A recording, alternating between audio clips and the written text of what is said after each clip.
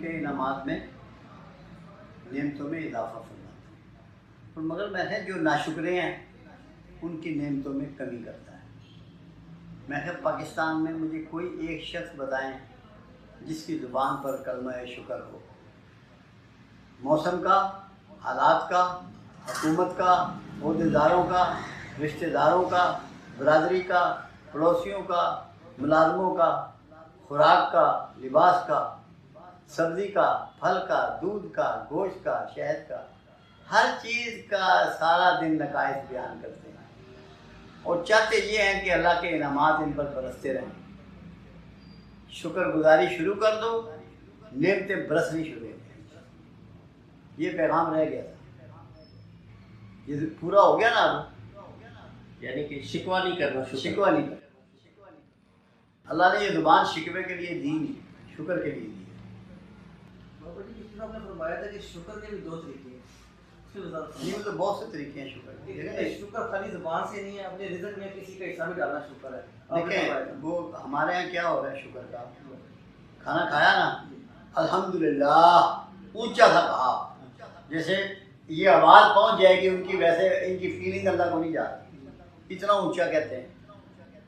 शुक्र के लिए सबसे पुरानी जो मिसाल है ना, वो पुराने अंबिया में से इदरीस अलैहिस्सलाम से बात पूछी गई कि अल्लाह के नबी शुक्र क्या है, मतलब सवाल किया गया। फरमाया जो कुछ तुझे अल्लाह ने अता किया उसकी तकसीम शुक्र है। सुभान अल्लाह, सुभान अल्लाह।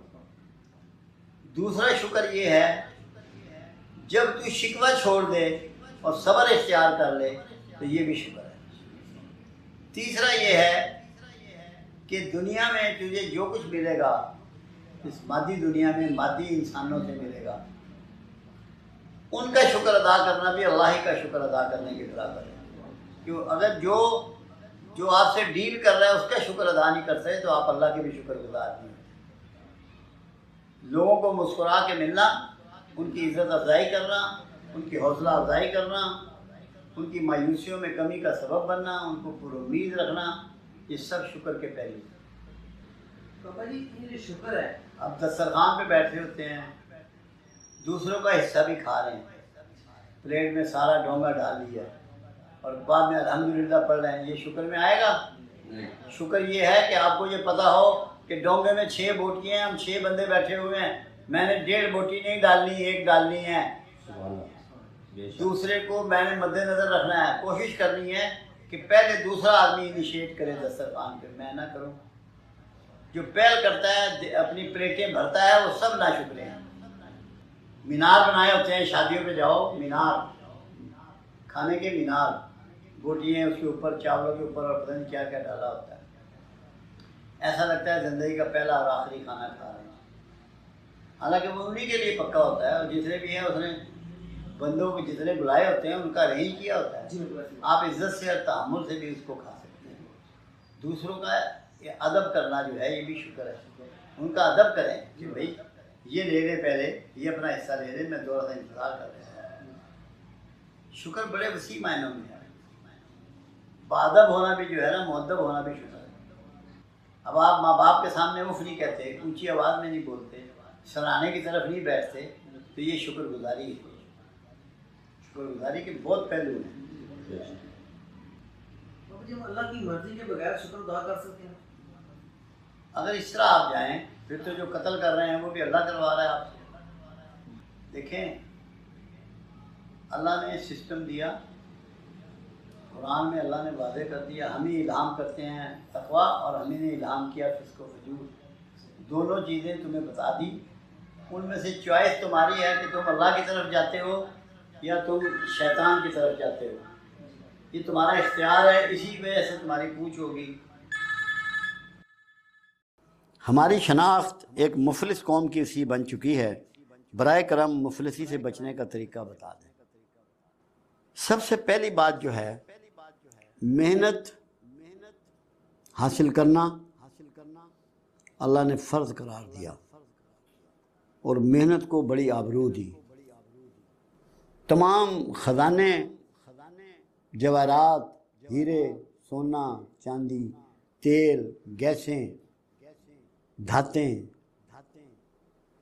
ساری زمین کے یا پہاڑوں کے نیچے دفن کی، ہیں سب انسان کے لیے، اس کے تصرف میں دی، اور یہ تک فرما دیا کہ ہم نے کائنات تیرے لیے مسخر کر دی، تسخیر کر دی، تاکہ بندہ محنت کر کے ان کا حاصل کرے، تاکہ ان کی آبرو رکھ سکے، ان کو سنبھال سکے، ان سے صحیح معنوں میں فیض یاب ہو سکے۔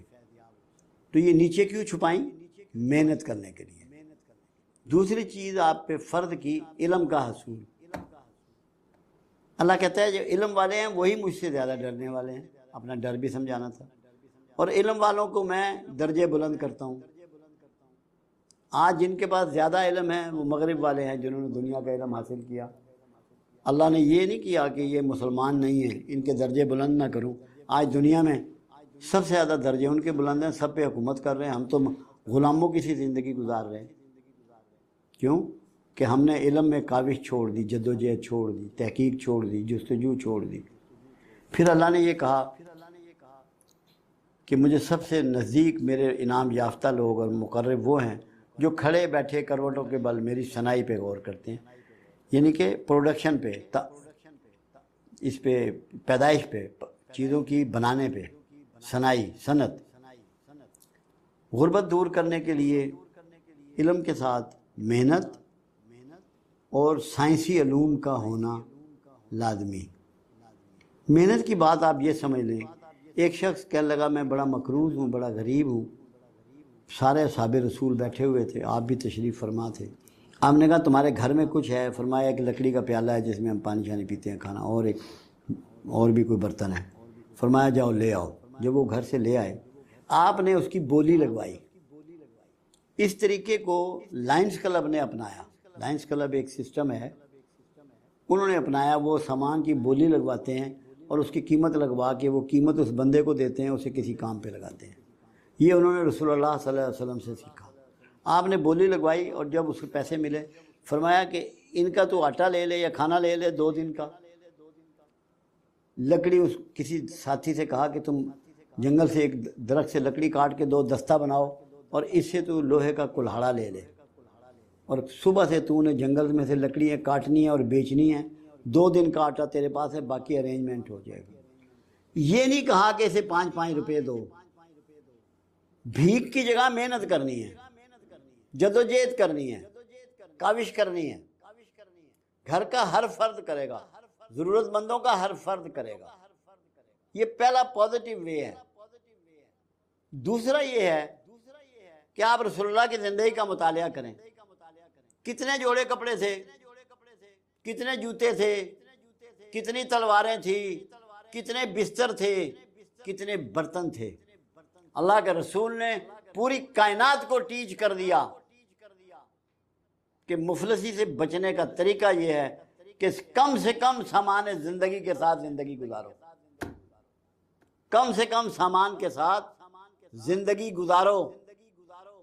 یہ طریقہ ڈیزائن کیا رسول اللہ صلی اللہ علیہ وسلم نے۔ خوراک میں بھی جتنا کم آپ نے کھایا، کائنات میں ریکارڈ نہیں ملتا کہ کسی نے اتنا کم کھایا۔ اناج تو 63 سالہ زندگی میں 1.25 من بھی نہیں کھایا۔ کتنی کھجور کھائی۔ خود عائشہ صدیقہ رضی اللہ تعالیٰ عنہ کا قول مبارک ہے کہ ہمارے گھر میں 2 مہینے چولہا نہ جلتا، کتنا کم کھاتے تھے۔ یہ ہمارے لیے ڈیزائن کیا، کیونکہ ہم پہ آپ کی پیروی فرض ہے، ہمارے لیے ڈیزائن کیا۔ اگر ہم لوگ کم سامان، کم کھانے، کم بسترے، کم جوتے، تقریب میں تھوڑے بندے، تھوڑی تقریبیں، تو کیا مفلسی رہ جائے گی؟ کیا غربت رہ جائے گی؟ میرے ایک ماموں تھے جو دنیا سے چلے گئے، مگر تھے سیانے بندے، سمجھدار بندے۔ تو مجھے ایک دن انہوں نے کہا، ایک جملہ کہا جو میں ابھی 78 سال کا ہو گیا ہوں، مجھے آج تک نہیں بھولا، میرے دماغ میں وہ فکس ہو گیا، متعین ہو گیا، چپک گیا۔ کہنے لگے بیٹا اپنے روز مرہ کے اخراجات کو قابو رکھنا، شادی بیاہ کا یا مکان بنانے کا خرچہ وہ زندگی میں ایک دفعہ ہوتا ہے، اس سے آدمی غریب نہیں ہوتا۔ جو روز مرہ کے فالتو خرچ کرتا ہے اس کو نہیں پتہ لگتا کہ میں نے کتنا ضائع کر دیا، کتنا بڑا نقصان کر دیا، پتہ تب لگتا ہے. وہ کہنے لگے اگر تو 10 روپے روز کے فالتو خرچ کرتا ہے تو مہینے کے 300 روپے ہو گئے, سال کے 3600 روپے ہو گئے, صرف 10 روپے فالتو خرچ کرنے پہ. اور اگر تو یہ 10 روپے بچا لے گا تو انہیں 3600 روپیہ بچا لیا سال میں. روز مرہ کے اخراجات کو جو قوم قابو کر لے گی, اپنے سسٹم میں لے آئے گی, کم سامان, کم کھانے پینے کے ساتھ, لیوش کام چھوڑنے کے ساتھ, وہ مفلس اور غریب نہیں ہو سکتی. پھر ایک بات انہوں نے مجھے اور سمجھائی کہ بیٹا جو بھی امیر ہوا وہ بچا کر ہوا, کما کر نہیں ہوا. جو بھی امیر ہوا وہ بچا کر ہوا, کما کر نہیں ہوا. اس کی مثال دی انہوں نے کہ ایک شخص 1000 روپیہ روز کماتا ہے اور 1000 ہی خرچ کر دیتا ہے, وہ قیامت تک امیر نہیں ہو سکتا. ایک آدمی 100 روپیہ روز کماتا ہے اور 20 روپے اس میں سے بچاتا ہے, وہ امیر ہو جائے گا. کیونکہ غریب کون ہے؟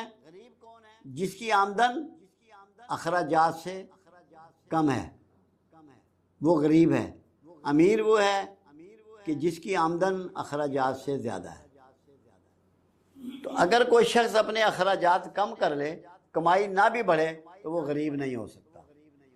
پھر غربت کے لحاظ سے 2 باتیں اور بھی ہیں جو آقا نے کہی کہ کفر سے قریب ترین چیز جہالت اور غربت ہے. اگر انسان محنت شروع کر دے, علم حاصل کرنا شروع کر دے, کم سامان کے ساتھ زندہ رہنا شروع کر دے, تو غربت اور جہالت دونوں سے بچ جائے گا.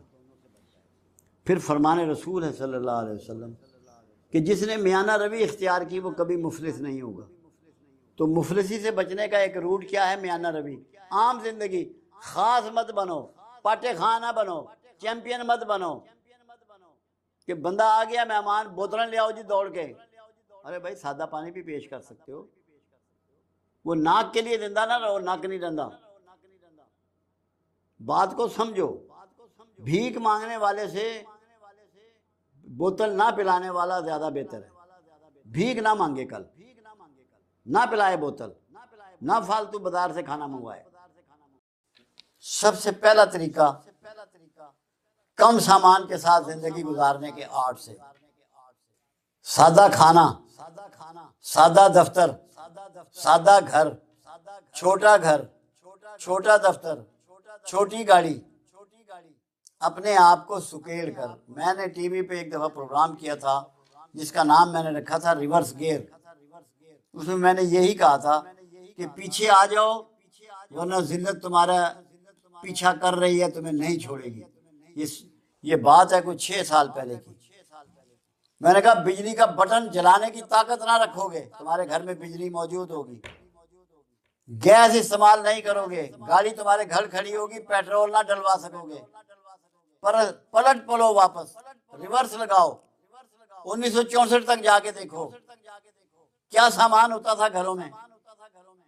یورپ جا کے دیکھو ان کے گھروں میں کیا سامان ہے. چائنا جا کے دیکھو ان کے گھروں میں کیا سامان ہے.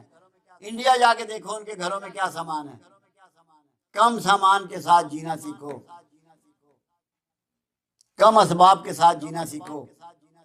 جب تک سادگی اختیار نہیں کرو گے, دنیا کی کوئی طاقت تمہارے حالات نہیں بدل سکتی.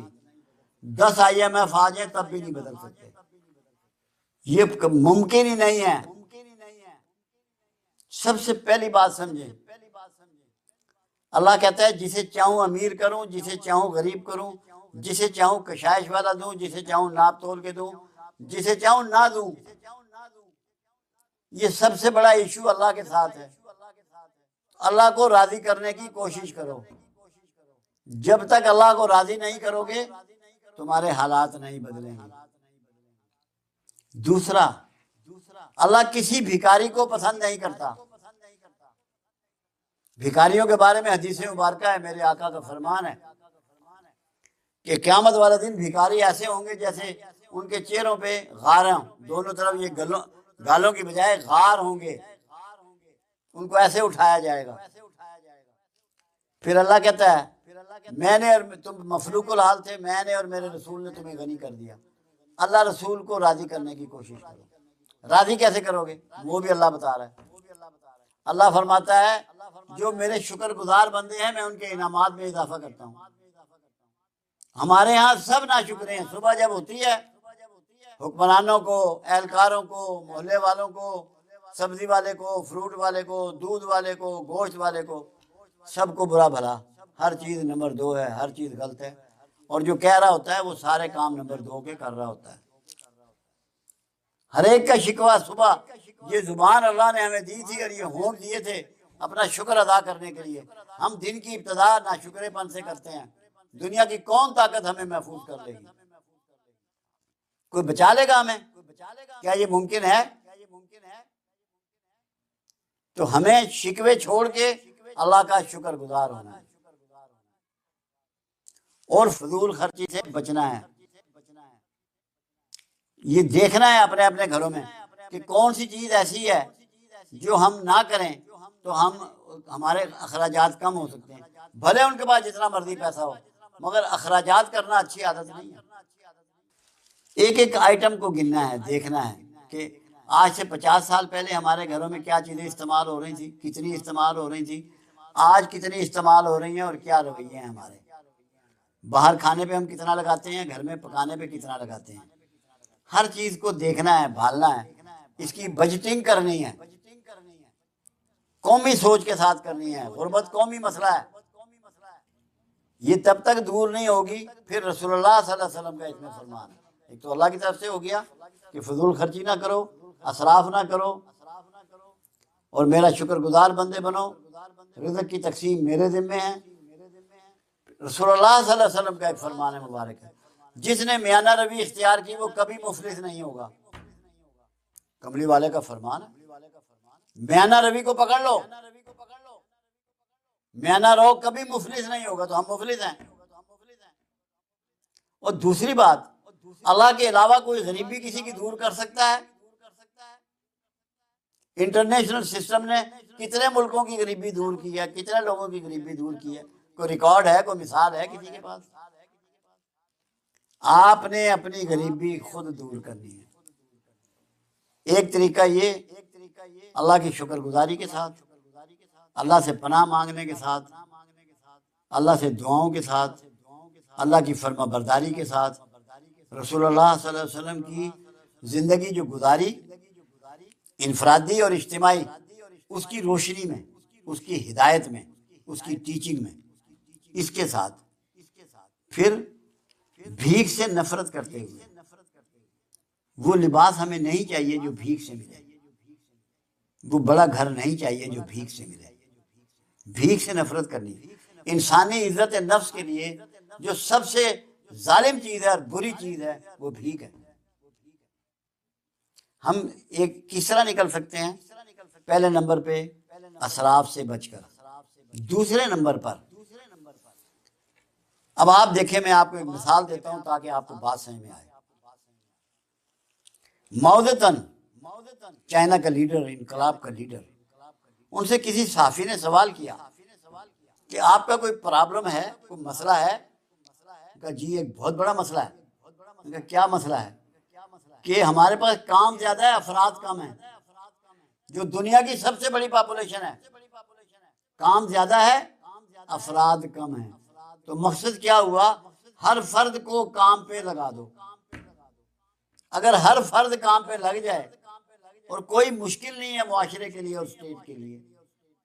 دوسری چیز آپ کے پاس وافر ہے، آبادی آپ کی 62% نوجوانوں کی ہے، ریٹائرڈ لوگوں کی نہیں ہے۔ یہ جاپان نہیں ہے کہ جہاں ریٹائرڈ لوگوں کی زندگی ہے، یہ پاکستان ہے، یہاں 62% نوجوان ہیں، اور زمین آپ کی بے شمار ہے۔ سارے نوجوانوں کو زمین کو آباد کرنے پہ لگا دو، اشتمال اراضی کے پروگرام بنا دو، مجبور کر دو ذمہ دار کو جس کی زمین ہے کہ اگر تیری زمین بے آباد ہوگی تو گورنمنٹ اس کو لے لے گی، ہائر کر لے گی۔ نوجوانوں کو یہ بتا دو کہ پاکستان کا کوئی سڑک ایسی نہ ہو جس کی سائڈیں کچی ہوں، وہ آباد کرنی ہے، کھیت آباد کرنے ہیں، پہاڑوں کو مسمار کر کے ان کو ہموار کر کے آباد کرنا ہے۔ ایگریکلچر ملک بن کے دکھا دو، ہر نوجوان کو استعمال کرو۔ میں چائنا کی ڈاکومنٹری دیکھتا ہوں، اشش کرتا ہوں، عورتیں، مرد، بچے، بوڑھے، جوان